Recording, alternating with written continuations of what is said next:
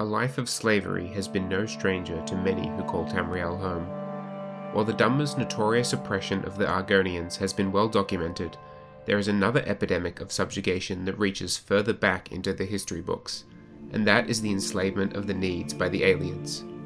The one who would come to unite the Needs and lead a rebellion against the Aelids has been given many names: the Slave Queen of Cyrodiil, Mother of the Empire, Alessia, and the Lady of Heaven, to mention but a few. But today, we will simply call her Alessia.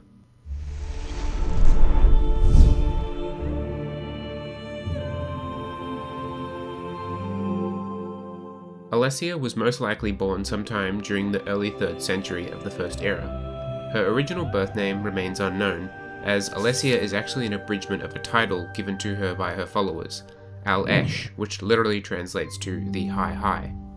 She was raised in an Aeliad settlement by the name of Sard-of-Arlid, often shortened to Sard, a place where the Aelids enslaved a wide range of ancient tribes of humans, collectively known as the Needs. At this time in history, the Needs suffered from great oppression underneath their Aeliad rulers, and were made to work in the fields and upkeep temples and roads. Suffering was widespread for the Needic people, with grotesque acts such as art torture and flesh sculpture being all too common. More graphic examples of the Aelids' cruelty involved the use of drugs to create hallucinations of torment, and even burning children alive for sport. This was the life Alessia was born into, and this was what she saw with her own eyes: persecution and brutality enacted on her people. At the city of Sankator, Alessia would pray and seek the aid of Akatosh, the dragon god of time. She wished for liberation from the Aelids, as well as their armies of Daedra that they harnessed to rule over Cyrodiil. Akatosh would answer her call, and Alessia experienced several visions that served as the guide and the inspiration for a rebellion.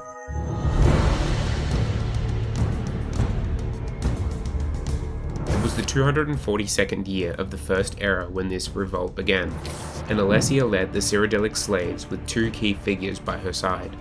The first of these was Morehouse, Alessia's consort and lover. While this statue depicts him as a man, most accounts and sources describe Morehouse as a demigod winged minotaur. The other key figure was Pellinor Whitestrake, a legendary warrior and also a demigod who was known for entering states of madness that would cause him to go on murderous rampages. Alessia enlisted the aid of the Nords of Skyrim, as well as rebel Aeliad lords in this uprising, and was successful in driving back Aeliad forces, forcing them to retreat to the White Gold Tower that lay at the centre of Cyrodiil. Despite their progress in this war thus far, the newly formed coalition hesitated at the intimidating challenge that lay before them of storming such a well-kept fortification. As Alessia counselled for delay, Pellinor Whitestrake grew frustrated with this inaction and stormed the tower by himself. Pellinor was successful in taking the tower and defeating his rival Umaril the Unfeathered, but he was fatally wounded in the process and would die in the heart of Cyrodiil after a final conversation with Morehouse.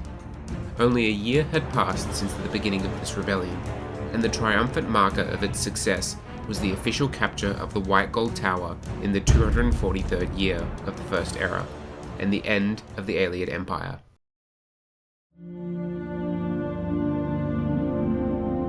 With this victory, Alessia would declare herself as first empress of the newly founded Alessian Empire, and she would establish a holy city at Sankator, where she had first received the divine intervention from Akatosh.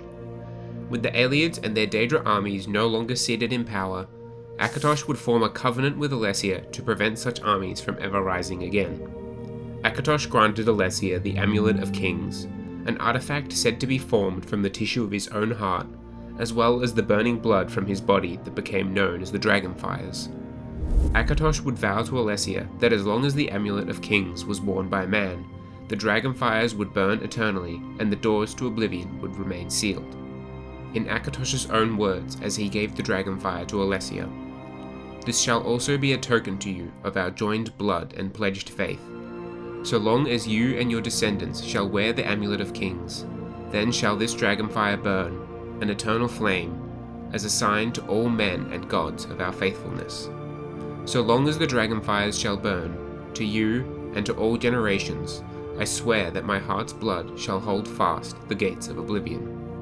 While not mentioned in the same source, it should be noted that the dragon fires would burn within the sublime brazier, a relic used to ignite the mystical fires as well as keep them lit. Alessia's first trial as empress was an imminent religious matter. Akatosh was an old Mary god, and her current subjects were used to the elven pantheon.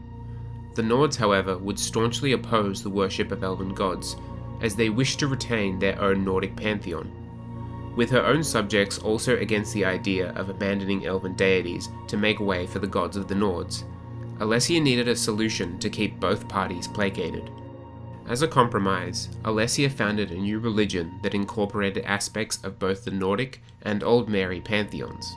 This religion would be known as the Eight Divines, consisting of the gods Akatosh, Arche, adabal-a, Julianos, Kinnereth, Mara, Stendar, and Zenithar. This religion would persevere and remain the predominant religion throughout Cyrodiil.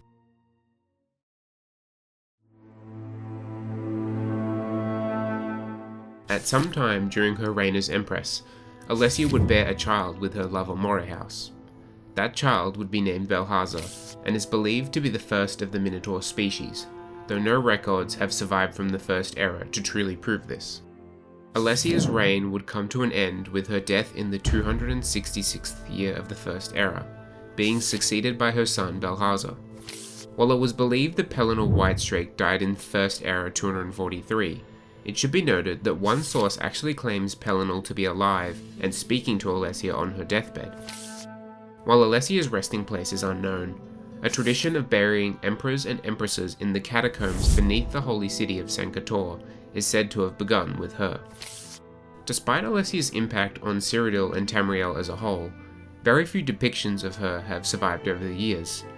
This is due in part to the Alessian Order, a religious sect that came into formation years after her death, and would place tight restrictions on the use of her image. The Alessian Order came to be known for their staunch opposition of the elves, and would grow to have a stranglehold on the Empire. However, their story is one to be told another time. As for Alessia herself, her story and legacy has vastly shaped Tamriel for millennia to come. Even in the Fourth Era, the Eight Divines remained the primary pantheon for most, with the controversial addition of Talos as the ninth divine for some. Alessia's revolt against her alien slave masters paved the way for the Empire of Man to rule Tamriel, and without the Amulet of Kings, hordes of Daedra could freely roam the continent. The dire consequences of this can be seen in the Oblivion Crisis, where even a brief extinction of the Dragonfires resulted in an apocalyptic event that nearly put an end to Nirn. Though she may not always remain at the forefront of Tamrielic culture, both Man and Mer alike would not be where they are today if not for her defiance against overwhelming odds.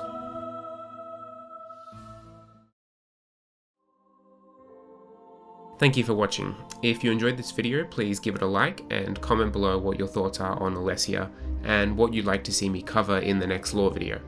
This may have been my favourite one to make so far. Alessia is a hugely influential figure in Elder Scrolls history, and so much stems from her actions in Sard all those years ago. Her lore is incredibly fascinating, and it's one of Michael Kirkbride's last major contributions to the Elder Scrolls franchise that I'm aware of. A lot of the text he wrote for Alessia, Morehouse, and Pellinor is very reminiscent of the kind of lore you would expect to see in Morrowind. Unlike something such as the disappearance of the Dwemer, I feel like Alessia is a topic that the Elder Scrolls team could shed more light on in the future, as her story is not necessarily one of mystery, but rather one that shows how several aspects of the Empire and Tamriel came to be. This has already been the case, as several sources from this video have been taken from the Elder Scrolls Online, so I'm glad to see that they haven't shied away from exploring her further.